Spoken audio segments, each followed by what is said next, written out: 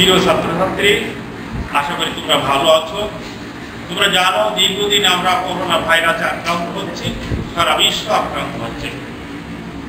আমরা এর জন্য কিছুদিন ক্লাস সরকারের পক্ষ থেকে ক্লাস বন্ধ রেখেছিল। এবার আমরা অনলাইনে আবার ক্লাসের ব্যবস্থা করছি।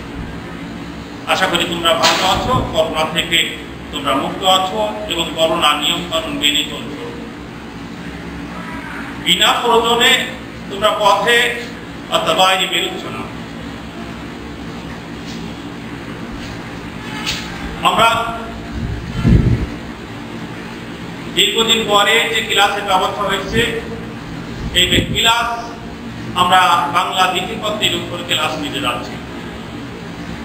তোমরা প্রশ্ন দেখছো, অধ্বনি উচ্চারণের অধ্বনি উচ্চারণের 5টি নিয়ম দেব। এই প্রশ্নের উপরে আমরা 5টি নিয়ম তোমাদের কাছে বলবো।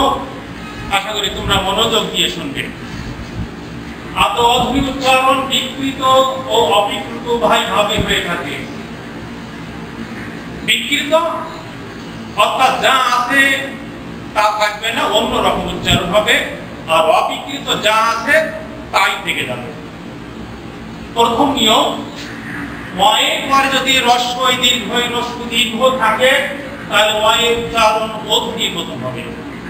যেমন অভিমান। তোমরা দেখছো বেলার কোণে লক্ষ্য করলেই দেখবা অভিমান শব্দটা ও দিয়ে লিখছে আমরা উচ্চারণ। নদী, গরু ইত্যাদি। দ্বিতীয় নিয়ম, ওয়ের পরে যদি নাবতক হয় তাহলে ওয়া ধ্বনি উচ্চারণ অবিকৃত থাকে, অর্থাৎ যা আছে তাই থেকে যাবে। যেমন অনিয়, অদূর, অমর ইত্যাদি। তৃতীয় নিয়ম, ওয়ের পরে যদি ক্ষীয় থাকে তাহলে ওয়ের উচ্চারণ ধ্বনি গঠন হবে। যেমন পক্ষ, দক্ষ, পক্ষ ইত্যাদি। অর্থাৎ ওয়া ক্ষীয় পক্ষ, ওইটা আমরা ও দিয়ে উচ্চারণ করি পক্ষ। অবিকৃত অর্থাৎ অবিকৃত নাই, বিকৃত হয়ে গেছে। ঠিক একইভাবে চতুর্থ নিয়মে যদি আমরা ঢুকি তাহলে দেখব রফলাযুক্ত শব্দ, রফলাযুক্ত শব্দে অধ্বনি উচ্চারণ অধ্বনির মতন হয়। যেমন শ্রম। আমরা জানি আমরা যখন শব্দ লিখি তার উচ্চারণ হলাম শ্রম দিয়ে লিখি, উচ্চারণ আমরা দন্তুস্বর হলাম শ্রম লিখি। প্রথম গ্রন্থ ইত্যাদি। পঞ্চম নিয়ম, জফলাযুক্ত শব্দে অধ্বনি উচ্চারণ অধ্বনি কোন হয়। যেমন পদ্য, পদ্য, মধ্য ইত্যাদি। আমরা এমনি ভাবে আরো 5টি নিয়ম হোয়াইট বোর্ডে লেখা আছে। এরপরও আমরা যদি বলি তাহলে নিয়ম বলবো। শব্দের শেষে হ ধ্বনি থাকলে অধ্বনি উচ্চারণ অবিকৃত থাকে। অর্থাৎ শব্দের শেষে যদি হ ধ্বনি থাকে তাহলে অর্থাৎ আদিতে যে ওয়া বসেছিল ওই ওয়াধ্বনি থেকে যাবে। যেমন কলহ, তৃতীয়, কেহ ইত্যাদি। সপ্তম নিয়ম, অন্ত বিসর্গযুক্ত শব্দে অধ্বনির উচ্চারণ অবিকৃত থাকে।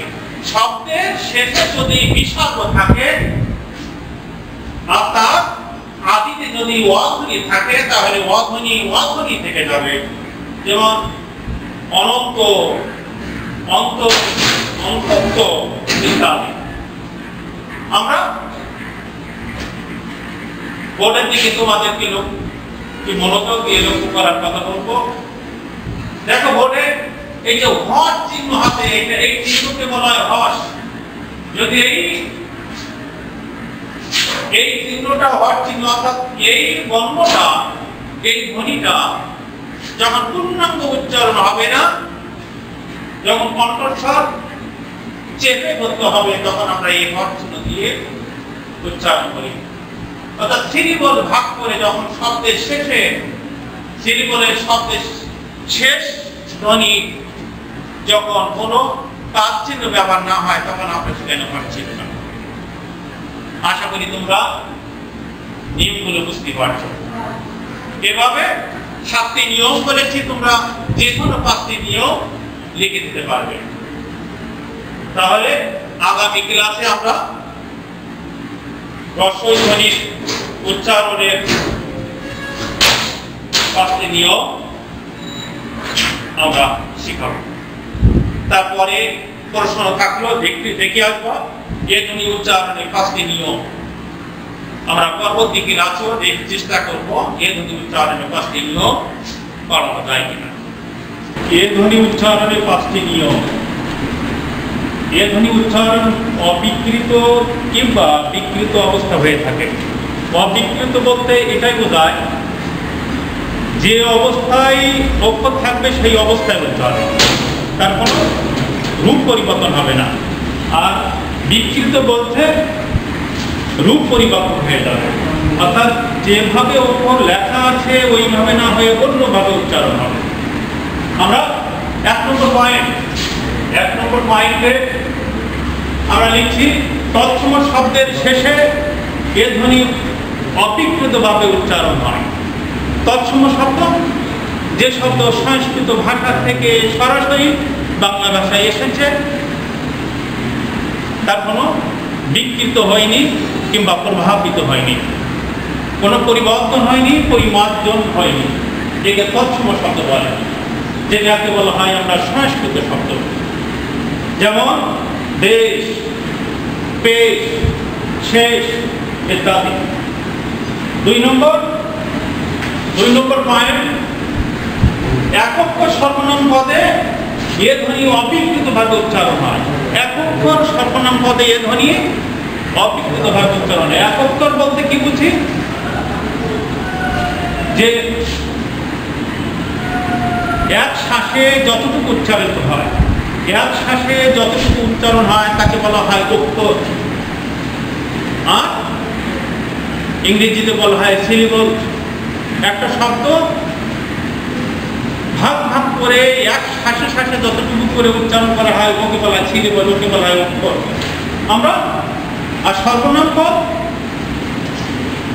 বিশিষ্ট পদের পরিবর্তে যে পদ ব্যবহৃত হয় তাকে বলা হয় সর্বনাম পদ, ইংরেজিতে বলা হয় প্রোনাউন। নাউনের পরিবর্তে যে শব্দের ব্যবহার তাকে বলা হয় প্রোনাউন। তাহলে এক অক্ষর এক শ্বাসে যতটুকু উচ্চারণ হবে তাকে বলা হয় এক অক্ষর।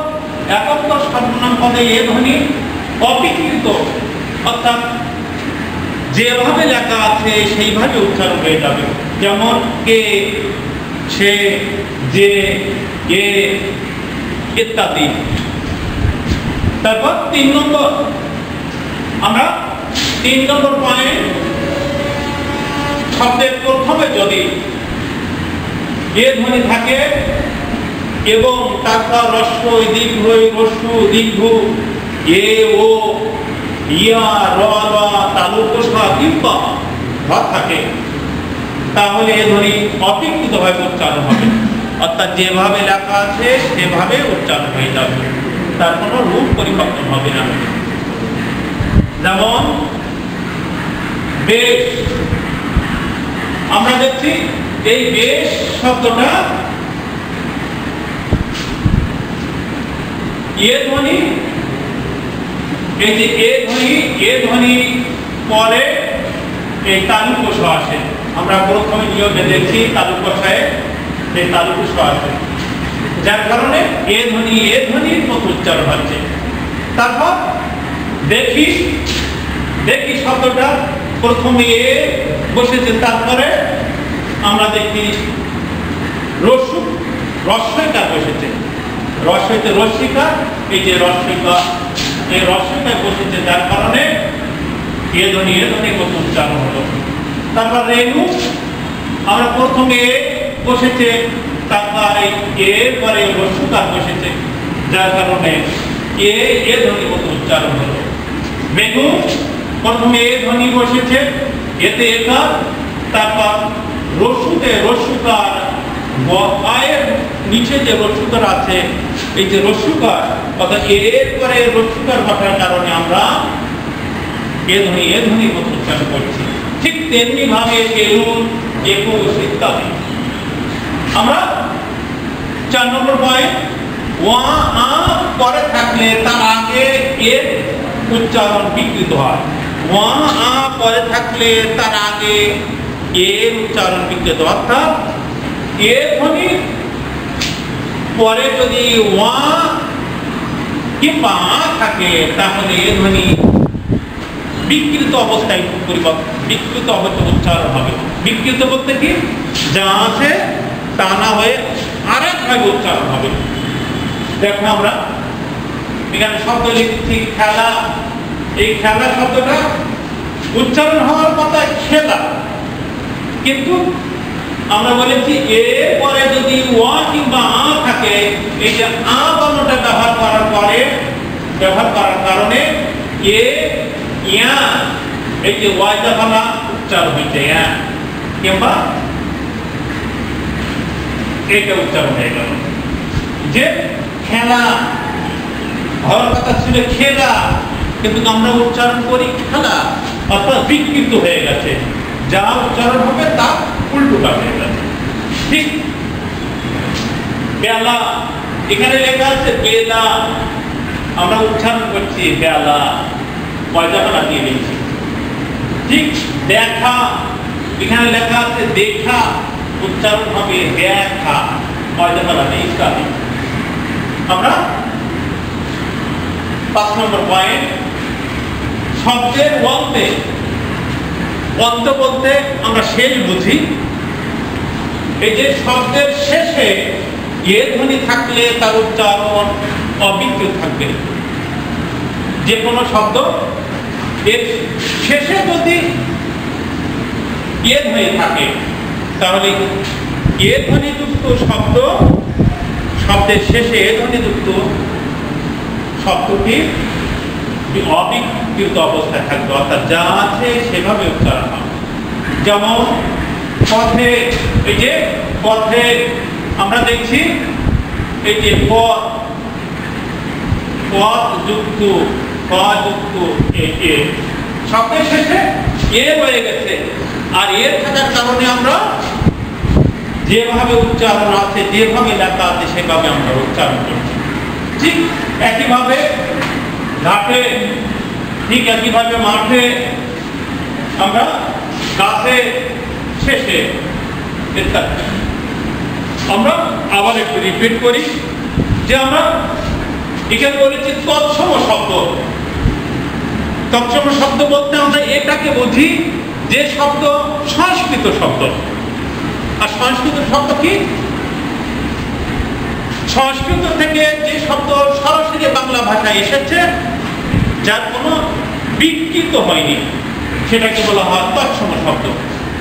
আর এই যে অবিকৃত শব্দ আর এই যে বিকৃত শব্দ, অবিকৃত বলতে যেভাবে এসেছে সেভাবে না থেকে অন্যভাবে উচ্চারণ হয়, অন্যভাবে ব্যবহার হয়।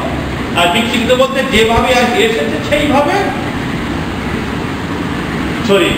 অবিকৃত বলতে যেভাবে এসেছে সেভাবে থেকে যাবে, আর বিকৃত বলতে যেভাবে এসেছে সেভাবে থেকে যাবে না, অন্যভাবে উচ্চারণ হবে, অন্যভাবে ব্যবহার হবে। এক অক্ষর বলতে এক শ্বাসে আমাদের শ্বাস গ্রহণ করি আমরা, এই এক শ্বাসে যতটুকু উচ্চারণ হবে এইটুকুকে বলা হয় এক অক্ষর। যেমন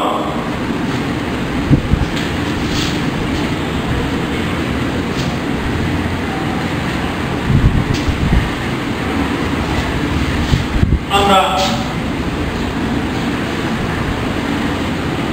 আমাদের অক্ষর একে বলা হয়, আমরা প্রথমে শ্বাস ব্যবহার করে আ মা, এই যে আমি আন্ডারলাইন করেছি, আ এক শ্বাসে আ চলে গেল, এটা একটা অক্ষর, তারপর মা চলে গেল একটা অক্ষর, দের চলে গেল একটা অক্ষর। তারপর ঠিক ওইভাবে বাং লা, এই যে বাংলাদেশ, বাংলাদেশ।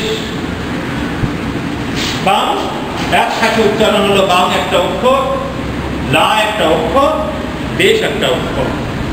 এভাবে বাংলাদেশের এই শব্দের ভিতরে আমরা 3টি অক্ষর পেলাম, আমাদের শব্দের ভিতরে আমরা 3টি অক্ষর পেলাম। অর্থাৎ যতটুকু একসাথে উচ্চারণে একে বলা হয় অক্ষর।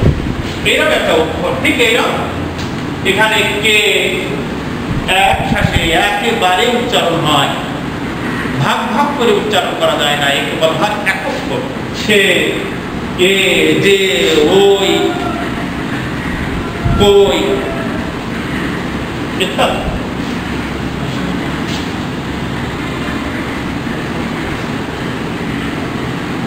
তাহলে আমরা আজকের মতো ক্লাস এখানে শেষ করছি। তোমরা ভালো থাকো, সুখে থাকো, নিরাপদে থাকো।